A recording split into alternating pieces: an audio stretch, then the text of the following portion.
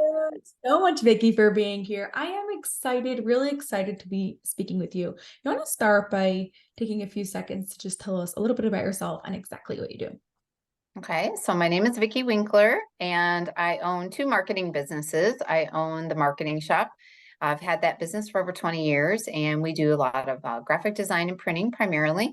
And then I have another business called Stillwater Branding and Design, which is really a division of the marketing shop, and it focuses solely on branding. So when we get clients who come to us who need branding, rebranding, or branding for like a charity event, we run them through the Stillwater design division so they get that focus on the branding that they need. So, what was the purpose in making them two separate businesses? It sounds like it really Right. is just a division of the other. Yeah. So, well, what we were finding is that our clients that were coming to us for the marketing shop we were just starting to get a lot of our logo clients who were needing more. They were like, okay, well, now that we've kind of we got the new logo. I'm going to be developing building the building, and we're thinking about the lobby, and we're thinking about what color should the accent pillows be. Little things like that. Because branding is so much more than just the logo. And so what I was finding too is that I was wanting to look at everything like, okay, well, let's look at you want to rebrand. Let's look at your brochures. Let's look at your social media because it's also important. And so, we would get sometimes those clients would be like, I have a new business. I just want a website and I just want to have a nice little logo, and that's fine. We can do that. But for those clients that really needed more attention to their overall branding and the ones who are willing to invest a little more and understood that whole concept of the everything being their branding, that was why we decided to kind of break it off into another division so that when people came to us, we could kind of show them that, we have these staff that are specialized in branding, that we've been through branding and rebranding of businesses. And so we know to look at the research. We just know to dive deep when somebody is really looking for that. And we've gotten a great response from it. We've got the clients who are like, wow, gosh, that's great because I don't want to just go to Fiverr and have a logo done. I don't want to just kind of dabble around in Canva. I'm really serious about this. And, they want to stand apart. They want to differentiate. They have a lot of competition and saturation in their market. And so they want to do it right. And like we say, if you want to get it done right and done right the first time, or if you didn't do it right the first time, to have it done right the second time, then we're your people, we're your company. We can take care of with confidence that we're going to really come up with a really great brand that's going to really work well for you. Yeah, I love that. I'm curious though, like on a legal perspective, do you run them like two separate businesses or are they part of the same? From a legal structure standpoint, they're actually under the same the same DBA. So when I do my taxes, it all folds together into the same one. So it's really just kind of a doing business as. And so from a branding standpoint, if you look at the Stillwater Branding and Design website versus the marketing shop website is being redone, but it's up there. The old one is up there, but you'll see two completely different looks and feels. And so really it was more from a perspective basis and a branding perspective that we wanted to have those two separate companies. It's just kind of the Stillwater branding is a little more high end. It tells people that, hey, when I go to be rebranded, I'm going to be working directly with Vicky. The person who has the 35 years experience, who's owned the other business for 20 years, the head honcho, that's the person who's going to be focusing their attention, who's going to be answering the phone when you call. So it's that really personalized touch that people will get, knowing that they're going to get all of those years of experience when they sign up under the Stillwater branding packages. Yeah, I like that as someone like you're the one that knows that best as someone who's like, what does branding have to represent? And really making sure to like separate the two of those. One last question on this before we go into more of your story, but do you have different staff also? Is it like only you for the branding one, or do you have any staff that go over both of those, both for both businesses?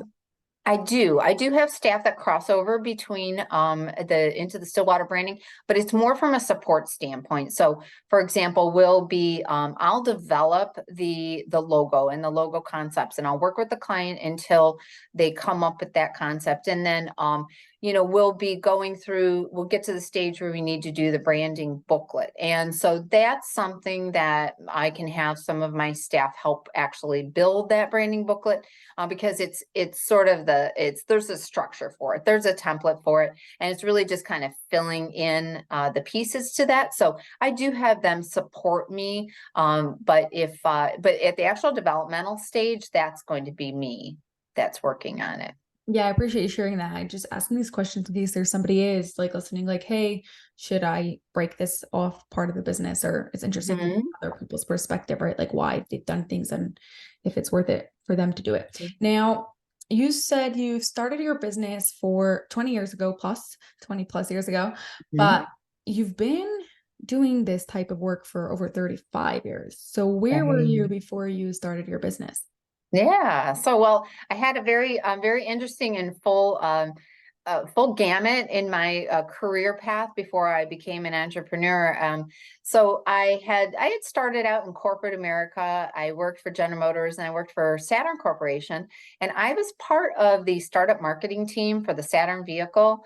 So if you're so I'm in the Metro Detroit area. And so we are a car community. And so it was a big deal to be part of that team. I got to see the first car roll off the line. And yeah, Saturn eventually the whole concept didn't make it. And it took years later, it finally did fold. But it was a whole new way of thinking about marketing vehicles, that was so innovative and just so different. And so that really, and one of the things that we were very focused on was our target market and doing college marketing and other different marketing, different target markets. So that really solidified my philosophy when I work with clients now is the first thing I always ask is, well, who's your target market? And some of them know, and some of them don't. And I will say, describe your target market as you would one of your neighbors. What do they do? How do they act? How do they interact with others? And so really having that focus on target marketing, and also working in a big corporation is so much different than being an entrepreneur. And so for me, I had worked in corporate for 11 years, and then I got this little something that inside of me that said, I want to do something more with my life than just work as a corporate employee. And so I sold my house. I left my career and I joined the Peace Corps. And so I lived in Nicaragua, and I was a small business consultant. And so I was still kind of working that business aspect of it. I was working with very small, very small businesses. It's funny to say because they're so different than the small businesses here in the States, and just teaching them the basics of keeping accounting, of accounting for your time when you drive to the market to bring it back to your small store and your small community, and the actual costs and expenses that go into that. And it's amazing how helpful I was, because there was basics that they were never taught. Many of the people were not educated, and then they were running a store, a family store, and they never were taught the basics. And so obviously that was with it goes without saying that was a life-changing experience. The biggest thing I learned from that was that the people in Nicaragua were the happiest people that I have ever encountered, and they were the people that had the least amount of assets and belongings and money of people I've ever met either. And so it taught me, whenever I feel down or I'm going through a period, I think to myself, wait a minute, I have absolutely no reason to not be more than ecstatic about my life. And so there were so many things that I experienced while being in Nicaragua, that live with me today. And one of the things I learned too in that whole experience was, and then I came back and I did some other things, and then I formed my business. But it taught me, I was at the stage that I had to decide to sell my home and leave my career. But I thought to myself, there was this little something that said, you know what, are you going to regret this?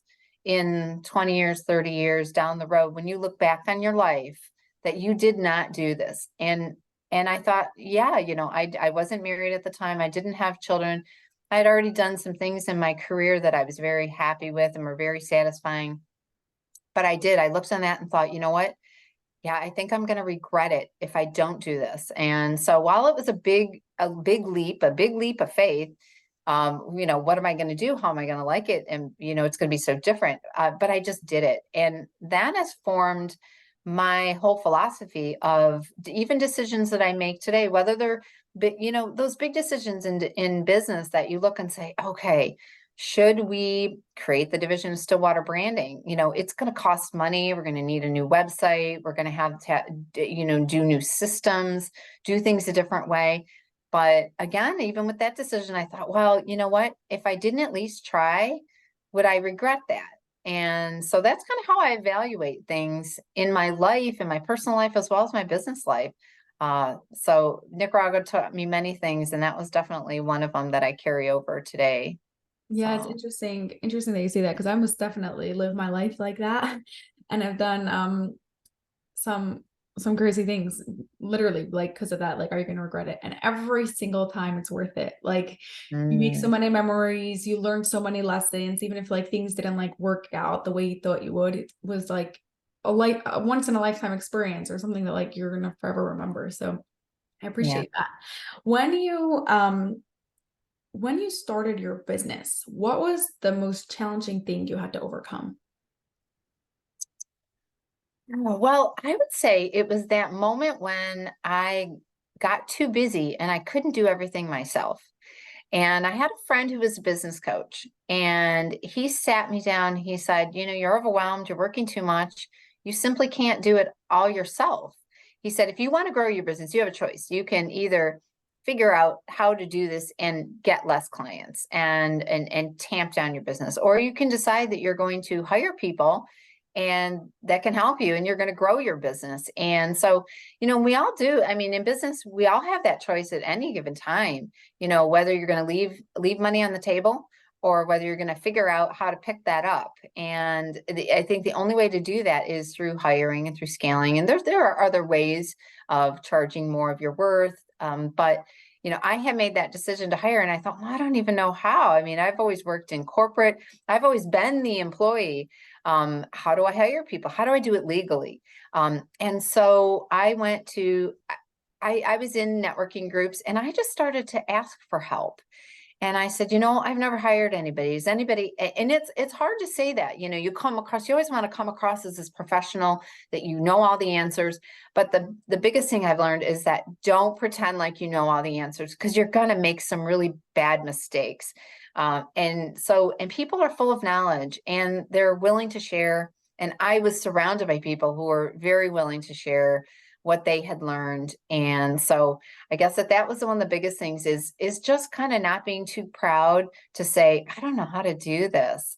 And people came out of the woodwork to help me. And so it just, and I was fortunate. I kind of hired that first person to do some of my accounting and some of my paperwork, and she's still with me today. And she's a wonderful friend and support person. And so, and then, you kind of hire that first graphic designer, and it's like, oh, they're not going to do things the way I do them. But you learn to develop that too. And what you learn is that, the way that you always do things isn't always the right answer. And especially when it comes to graphic design in the creative fields, is that there's a lot of different ways to do things, and not just one way is the right way. And so sometimes I had to step back and say, okay, that design isn't how I would have done it, but let's see what the client says. And, just like my own design, sometimes the clients like them and sometimes they don't. And you just kind of have to figure that out. So I'm blessed to have a wonderful creative team of designers and my support person that's still with me today.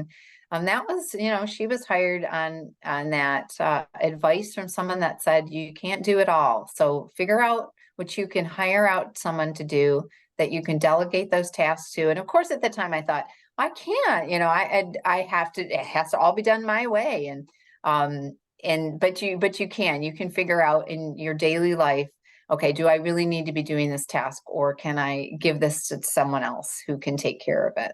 Yeah, it's interesting how like in the beginning we're like holding on to everything and like we can't give anything to be delegated. And then we're like, okay, I'm really creative, but I'm not as good with numbers. So like the accounting I could give over. And then like over the years, the more and more things that we can give over and we could loosen our control of becomes more until like eventually like you're just like the CEO making decisions and not involved Right. in anything that you used to when you started.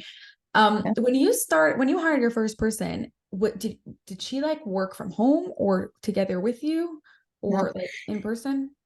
In person, yep. And so, this was 20 years ago, Yeah. not quite 20 years ago, but almost. And so at that time, remote really wasn't much of a thing. There was some, and I was, so no, and I've actually always had a philosophy of most of my designers are not remote. Occasionally someone will work remote if they aren't feeling well and they're sick or people got COVID and or other reasons. But for the most part, we like to have a creative team that is all in person because we share ideas. And you're a lot more apt to ask somebody, hey, what do you think about this PowerPoint slide that I'm putting together? Because and we're set up so that we're around the sides of the room. So everybody is facing their computers and working, but they can quickly pull their chair away and say, hey, what do you think of this? And so we find there's a lot of collaboration because in the creative field, I think that that's one of the advantages of our company is that we do have designers that are sharing ideas. Not one person is always stuck on one project or one client. We like to share those creative ideas because inevitably, and I always say to my designers, if you're working on something and it's taking a really long time, you're just, for whatever reason, you're trying, the design isn't quite working, it's not coming together, close it out, put it away, either come back to it or give it to someone else and say, what do you think? How would you approach this? What are your ideas? And I'm telling you, 98% of the time, that person is like, well, how about we maybe do this or use this color, or use this font? And it's just like that simple thing where you kind of just we all get in those little ruts, those creative ruts. And I do too. And I'm always sending things in instant message to my team being like, does this read like it should when you see this logo, or what's the first thing you think when you see this design? Because you get too close to things. And so having a collaborative, creative team that is not remote has actually been, I think, one of our advantages. Yeah, I'm in agreement with you. That's why I asked that question because I was curious to see like what you still do today. And especially when you're working on something like you said creative and like you're in it and you're ready to like spend a few hours on it and like trying to figure it out. And like to you, the letters read properly and they look regular. And then someone on the outside who hasn't been in it for so long is like, what is that? So yeah, that's awesome. I appreciate that. So before we get to our final question, where can we learn more about you, connect with you, and yeah, sign up with you to do all the work that we want to do? So you can go to one of the two websites. The Marketing Shop website is www.tms.marketing, and there's no .com in the end. Stillwater Branding is www.stillwaterbranding.com.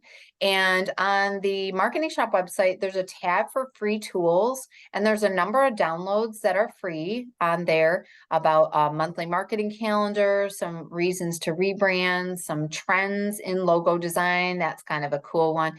So we're adding more all the time. And so people can also email me at Vicky with a Y, Vicky, at tms.marketing. That's awesome. Thank you. Okay, final question. What is something controversial that you believe in? Oh my gosh, that's a trick question. Gosh, controversial that I believe in. Probably, I'm pretty low key. Um, oh gosh, let me think.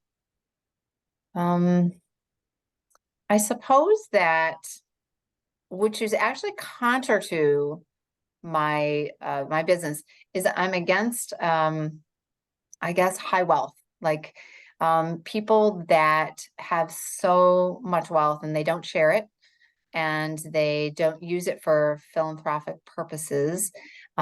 Is so in my business, I want to have wealth, but I want to have success in also providing a nice lifestyle for my employees, having them have gainful, enjoyable employment. And so that's one of the things that is really important to me. And I'll periodically meet with my employees and say, the biggest thing is, do you enjoy your job? And if you don't enjoy your job, what can I do to help you to enjoy your job? And so I guess that would be the most controversial is I'm frugal, but yet, I feel like I feel like I have a satisfying lifestyle. I'm comfortable where I'm at. And I feel good about being able to employ the individuals that I do and keep them happy and keep them in a lifestyle that they can also not have to worry day to day about how they're gonna pay the rent. I absolutely love that. Like one of the best ways like to really grow your business and is to make sure you take care of your employees because then they're going to take Mhm. good care of your customers. So that's Yeah. like almost a guaranteed way to make sure things will go good. But even more than that, I like how you want them to enjoy their job. And I don't think that is spoken about enough. So that's awesome. Thank you so much, Mm. Vicky. I Thank appreciate you and I you. appreciate you for being here and sharing your story. Yeah. Well, thank you for having me on the show. It was really fun.